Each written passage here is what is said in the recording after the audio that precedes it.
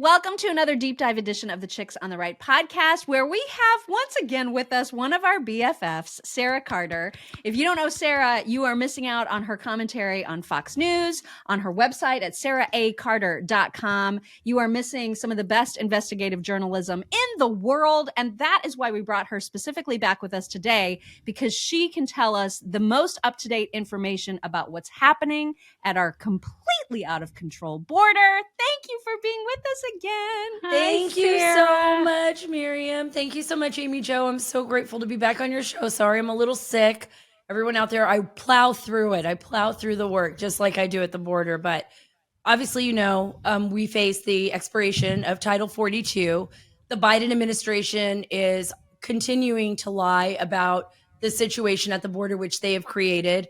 We've seen the horrors happening across our country, not only with fentanyl deaths, which continue to rise, but also with the immigration and the open migration policy that's affected cities like New York City. I was just there like a week and a half ago, and there were so many people in the city, over 60,000, that Mayor Eric Adams, who once supported President Biden and his open border policy, is now completely against it. But what he did was he kind of shuffled people out of the city, and they were putting them in elementary schools. I don't know if you all heard about this. But yeah, they were moving them to elementary schools and putting them in gyms. So they were basically taking the gyms away from the kids, putting strangers in these gyms, people that had not been vetted, people that mostly men that I saw. I was at PS 188, where they were eventually moved out of. The day that I was there, I think later that afternoon, they made an announcement that they were going to get the men out, but they had already been there for about a week. Picture this. Unbelievable. Imagine little elementary school kids going to school in a neighborhood where they don't have a lot of space to play. They only have their gymnasium, and then they have a tarmac, like blacktop. Mm-hmm. And now the gym has been taken away from them. They have police inside the schools because these men are allowed to go in and out freely, out, not in the school, but outside of the school, but from the gym area, which is only 10 feet from the school. And I went up and started talking to some of the men as they were walking out of the school one morning. And some of these guys had teardrop tattoos. They had, teardrop. Yes, I know, Miriam, I know. Can you imagine? We have to get frisked to go into a school. This is what I was saying. I basically have to get a body search to go into my own child's school, show two forms of ID, go through, and this is a public school. I'm not talking about a private hoity-toity school. I'm talking Texas, totally public. And now they've got like 83 men sleeping next to all these kids. And were doing it at various elementary schools. And then parents obviously became irate, which they should have. I was going to ask that. They went out there, they protested. They said, not at my school. This is unbelievable. Mayor Eric Adams, though, and some of the city council were kind of adamant, like, where are we going to put these guys?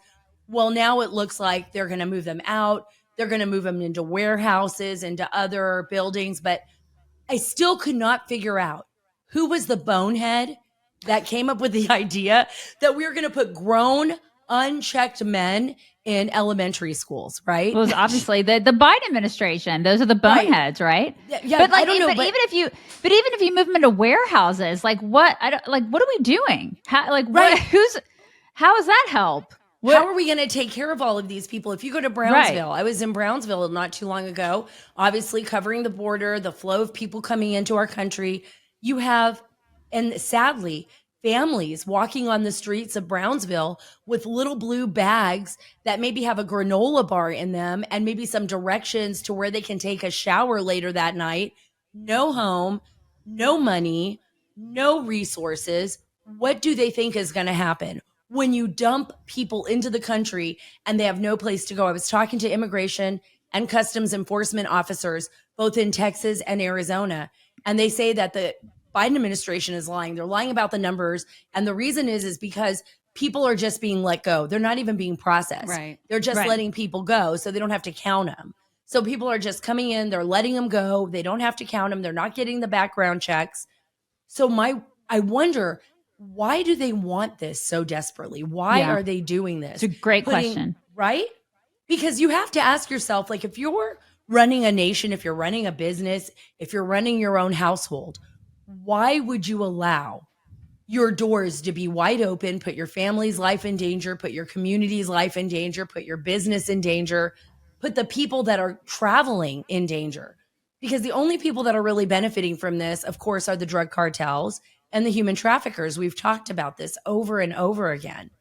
And, Yeah. and we don't even know, people, when they come into the country, there's a process. They even get tested for all kinds of, diseases and viruses. And, we make sure that, when people come in here, they have the right paperwork, that they say who they are. And that is exactly who they are. We are looking at their documentation, or we're running background checks to make sure they're not terrorists, or we're verifying whether these children actually do belong with the adults that they say they're with. And many times now, what's happening is it's an open gateway.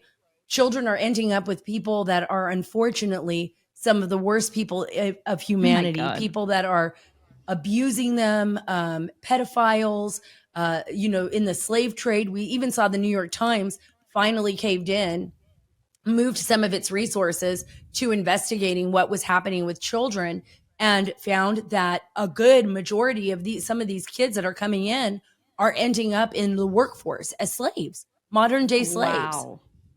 In the United States of America. This is just, it's mind blowing to me. So like Mind-blowing. our hypothesis has been that they're doing this on purpose, right? Because they want Democrat voters. That's what we think. So this is why they're doing, because they want power, essentially. Right. So what do you think it is? Because they're doing it, and they campaigned on this. Biden and Kamala both said, "Come on in." It's like, we'll give you free crap. It'll be great, right? I mean, they wanted this. So why do you think they want it?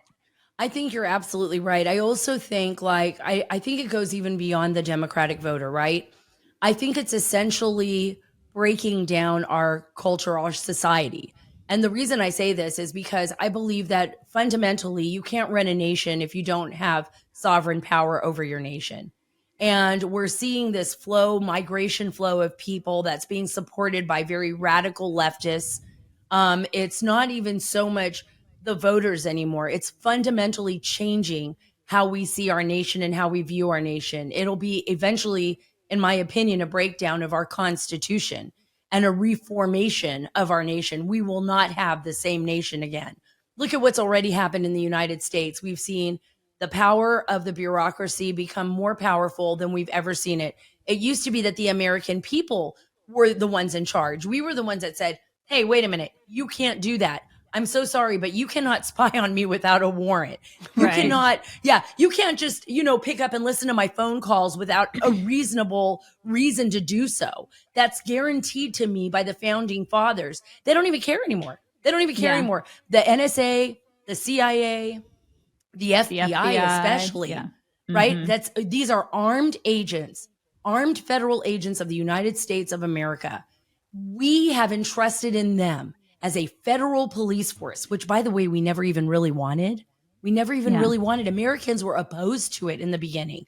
It took a lot for the FBI to get established because Edgar J. Hoover, who, by the way, loved to wear dresses apparently and all kinds of things, he's Yeah. just a weirdo. So, so Edgar J. Hoover, it took a lot for him to really convince Americans that we needed a federal national law enforcement apparatus. And that's all going to come out in a movie, apparently, because I read the book, but about the Osage Nation. But the thing is that we have now given up our rights. We're watching America become something different, being transformed. And the only way you can transform a nation, right? Like, think about it, is if you bring in people, like, get rid of us old fogies who remember the Constitution the way it is. Break Right. down the children inside the classrooms. Make sure that they would rather have China here if China provided health care. I saw a statistic on that, some polling, that they would rather give up the United States for health care than fight for, their individual rights. We've actually trained our children and all of this crap, these lies, these Marxist lies. And I think what we're doing is they're just bringing in as many people as possible. The useful idiots are supporting the people that want this fundamental change, and the useful idiots being the media. They're not even reporting on half of it. It's so crazy that people won Pulitzers for lying about Yeah. President Trump. Yep. They lie about the border. They lie about Biden. They lie about Biden's son. They lie about the fact that the Biden family, like them or not, they pocketed over $30 million that we know of in Chinese money from an adversary. And, Mr. 10% supposedly, got some of that 10% and 12 of his family members. So everything they tried to accuse the other side of is what we are actually, being accused of, the conservatives. Yeah, it's the ultimate gaslighting. What should because they're useless, right? Like they've been trying to figure out a border fix for, I don't know, 2 decades plus. So, I mean, the other day on our show, I was saying sharks, alligators with lasers, piranhas. Yeah, with somebody lasers coming out of their eyes. Yeah, so sharks with lasers, piranhas, and alligators in the Rio Grande. Problem solved. Can we just do this? Wait, can we not? No, but it won't happen. But it won't ever happen. Because see, the policy is, and of course, I get it. I know it's funny, but it's true. I mean, you think like there should be a way. No, look, all you have to do is enforce the law. The laws that are on the books. That's it. That's all you have to do, and you have to work with our neighbors in the Western Hemisphere. Believe it or not, there are some amazing leaders in the Western Hemisphere and people that would be willing to work with us. But what have we done? We have taken the jobs, lobbed them into China, manufacturing. We're not even bringing jobs back. I mean, under Trump, I think we were doing a better job of that. We should be nearshoring jobs to America and to the Western Hemisphere. We should be building a really strong Western Hemisphere where, like, Bukele right now. Look at what President Bukele did. He just declared the cartels and the gangs terrorists. He said, these guys are terrorists. I'm picking them up. I'm putting them in jail, and my people in my country are going to walk free. And you know what? Sorry if you guys don't like the way I'm handling it, but it's not your country. It's my country. And he did it. And now people are walking around El Salvador like going, I can't believe it. I can go to a grocery store. I can't believe it. My kid isn't being recruited into gangs. Now, granted, he's got a 40,000 person prison that he built, and he put him in there, but he sent a very strong message. We're doing the opposite. Do you know gang members are coming from El Salvador to the United States? Is there a tie-in? Like, is it possible that there's a tie-in with the cartels and the administration? Because at this point, it's hard to understand why they would allow this kind of derangement into the country. And then you have people on our side that say don't label them as a terrorist organization, because then that'll make more people come to our country. It would under Biden. Yeah, it would under Biden, because Biden will just be like, oh, then you can claim asylum even harder. Exactly. Right. But the example you're giving is of someone who is ready to accept all the responsibility that comes with making that because they have decision. because they have a different government. It's different for Bukele, right? He's just picking them up off the streets. We can never do that. Because we have a constitution. We have a constitution, and we have all these, crazy DAs, district attorneys that are letting people get away with everything. This is what I think needs to be done. I'm in agreement with Dan Crenshaw on this. I think you can utilize the military without having to activate, call them terrorists. You don't have to designate them terrorists. But we do need to work with our partners to the South, and we need to tell them we're not going to put up with this anymore. This is total BS. If you want any help from us ever, then you need to work with us on this, and we're going to clean house. We're going to start picking people up. You're right also about the Biden administration and the cartels. I think what's happened is the Chinese have actually taken advantage of this. The Chinese government has seen, under Xi Jinping, they've seen that the cartels can be used as a proxy to target the United States. And that's why we're seeing all the fentanyl flow into our country, because the Chinese are sending those precursors. They're having the cartels do the dirty work, and then we're allowing it in. We have to ask Biden why he's allowing it in, because it's unconscionable to me. It's a dereliction of duty, and it's wrong. And by the way, it's a dereliction of duty on the part of Congress to not defund now FISA and not reauthorize it. I think that Congress right now needs to send a direct message to the FBI. And I know this is going to be hard for Americans to believe. I have a husband who served in the military. who served in the United States. I believe in law enforcement. I have friends in the FBI that I love dearly, but the abuse of power goes far beyond Yes, it anything does. that our founding fathers ever wanted.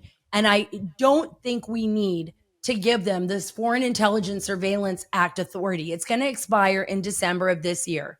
I say let it expire. Let it expire. Do not reauthorize it. Get rid of Ray. I think Ray needs to get out. I Oh my think gosh, there's yes. right. Just tell him he's done. Get him out. And then for Americans, we need to start taking back control. And I don't mean like don't act crazy. Don't go out in the streets. Don't do crazy things. Peaceful exchange of power, right? Peaceful. We need to get out there and we need to get back involved in our communities, in our schools, in our elections, and we need to fight for it like we mean it. We need to get out there with signs. We need to get out there and get people to vote, get recruiting, whatever it is you do. You need to get out there and do more of it because we're going to lose our country. Yeah, really agreed. I think believe that. it's infuriating when you see, because I live in Texas too, and I see the border just being invaded, and I think this Right. you talk about dereliction of duty. My God, it's insanity what's happening down here. And then this guy hired 87,000 or wants to hire 87,000 new IRS agents, and they can't Right. see why we're so freaking angry about that. It's like the disconnect is crazy, right? And you're absolutely it's right right about in people. our face. It's right in our face. They don't care. They do but not it's not care. in his right. It's not in his face though. This is the thing, because he's not coming down. I mean, Biden's not visiting the border. He doesn't care. He's like off eating ice cream somewhere. He's not bothering himself with the problems of the border because he doesn't seem to have to care about this sort of thing. It's like it's not his problem. It's our problem, right? Which is not okay because it's everybody's problem. It's all of America's problem. And when it comes to getting involved, I think what really sucks is that we have such a uneducated populace now. It's like they don't know civics, Sarah. They don't know what the Constitution is. So they don't know that we are the people, right? We're the government. I think so many people out there now, which was very disheartening to me, is they think that the government is the government. Like they're the ones who are supposed to have the power over them. They don't understand that we are the ones in charge of them. Biden is our employee, and they don't get that. They do not get that. No. But we have to make that relevant again. I mean, I don't, I think like what's happened is that we were asleep at the wheel. I mean, I blame myself too. Oh, yeah. I say my mom's to be blamed, all of us, when we didn't realize what was happening in our school systems. Right. When the teachers effectively ended up becoming the parent, taking away from so many parents who were working so hard or maybe didn't have enough time for their kids because they were working so hard or going through divorces or whatever it is that Americans we do, and not realizing like whatever it is we do, whatever, going to church even, I don't know, but we're not seeing what the teachers were doing. We were so trusting and saying like, oh, it's okay. You could take my kid for 8 hours a day. And then all of a sudden that child became a young adult and they turned on their parents. Well, that's exactly, and how they grew up and how they were raised. And that's exactly what they do. I really want people to understand this. That is how the Chinese Communist Party operates. That is how the Cubans operated, even in my mom's country of Cuba under the USSR. That's what they did. Even in Russia, you could see, a separation of the people from from their family, and the government taking a more prominent role. When your kids start listening to the government more than their own hearts and their parents and their church and their community, then you have a problem. That's not America. It's just not America. It's not. One of the So things they that didn't you even need said to pick earlier, up a weapon, One of the things you said earlier about the people that you see or that you saw in Brownsville, like carrying the little bag with the granola bar. I don't know if like people are just so disconnected from a border town themselves. I know New York City's starting to, face the music, but everybody else in the country, I think it's very easy for us to be like, well, that's over there. That's not affecting me. But the problem is that mom, even if that's a mom with a kid and she's carrying around a granola bar and then that's it, that's all they've got to eat. Those are the people that become desperate enough to commit really, truly terrible crimes. So they've already committed one where they crossed illegally, but now there's desperation will cause people to do very, very desperate things. And we are all going to be impacted by that. All of us. Every and single so I don't one know of why us. people are they don't see this as a national problem. They see it as a border state problem, which makes me insane.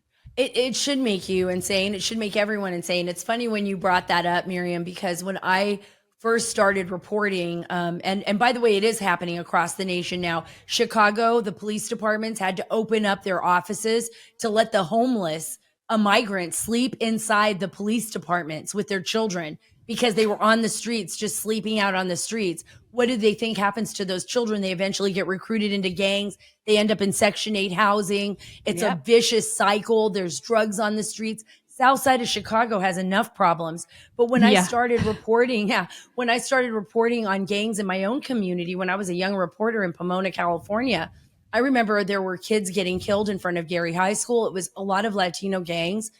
They had weapons. We'd find children dead just after a night of shooting, laying in the grass, a 13-year-old, a 15-year-old, right? But it wasn't until there were a gang of kids on the highway, and I remember this distinctly, and said there was some kind of road rage, and some young kids from the mountains, from the more prominent neighborhoods, the wealthier neighborhoods, got in an altercation with them, and one of them got shot.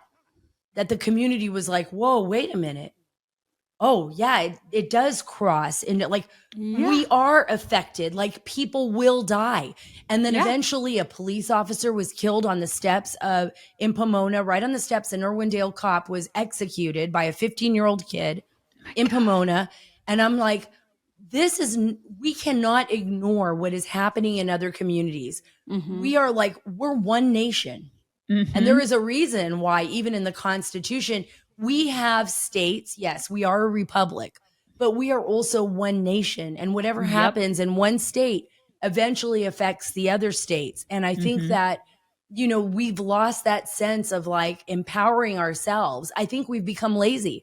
We think the government is going to solve everything. It's not. The government really does not give a rat's ass about any of us. They're up in Washington, D.C. And they never will solve. They won't solve it. They don't. It's like, what was it that Reagan said? I'm the government. I'm here to help. Or the worst words you're ever going to hear. They're not going to solve this. We're the only ones who are going to solve this. And this is the thing. And people keep voting in people that are not solving the problem. And we're seeing that happen. We're seeing it play out, and it's a disaster. Well, we knew that you would have all of the most recent information about it. That's exactly why we wanted you on the show. Hopefully people that are listening are thinking hard that this isn't just a border state thing. This is something that is going to fundamentally transform the country. And we appreciate so much when you come on and give your perspective about all of it. And appreciate what you do. We appreciate you, Sarah. Gosh, you do the hard work. I mean, you are out there in the trenches, for real in the trenches. Yeah. I appreciate you guys. And thank you for having me on, even though I sound like crud. It's kind of sexy. You think so? It's kind of like Demi Moore-ish, right? Yes. I was trying to tell my husband that as I was hacking all over the place last night. Nothing a little tequila can't fix. A little tequila, you'll be good. From the border. No, there you go. I haven't opened it. It is a souvenir. We appreciate it so much. Thank you, Sarah. Ladies.